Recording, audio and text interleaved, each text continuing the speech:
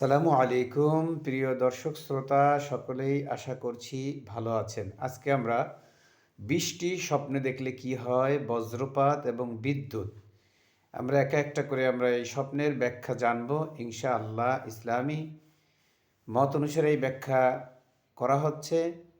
আল্লাহ চাইতো এই ব্যাখ্যার আলোচনা সঠিক এবং সত্য হবে। স্বপ্নে বৃষ্টি দেখতে পাওয়া আল্লাহর সাহায্য ও রহমতের আলামত। সুবহান আল্লাহ।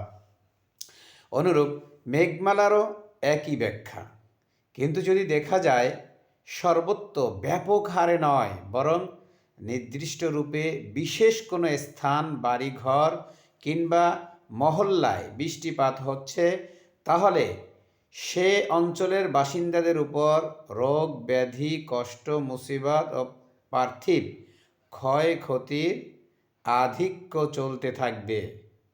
এ দ্বারা প্রায় ক্ষেত্রে সংশ্লিষ্ট এলাকাবাসীদের প্রতি আগত বিপদের অর্থ বোঝানো হয়ে থাকে।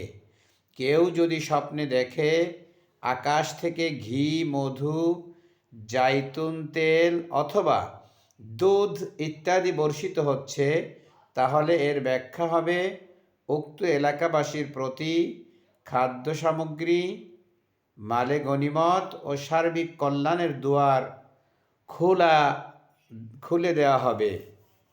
একইভাবে সকল উত্তম জিনিসের বৃষ্টিপাতের ব্যাখ্যা কল্যাণধর্মী অর্থে নেওয়া যেতে পারে। এই নিয়ে একটি ঘটনা হলো, এক ব্যক্তি হযরত আবু বকর সিদ্দিক রাদিয়াল্লাহু তাআলা আনহুর খেদমতে এসে বললেন, আমি স্বপ্নে দেখি বাদল নেমে এসেছে এবং আকাশ থেকে ঘি, মধুর বর্ষণ শুরু হয়েছে, আর লোকেরা ঝাঁপিয়ে পড়ে তা থেকে কেউ কেউ স্বল্প মাত্রায়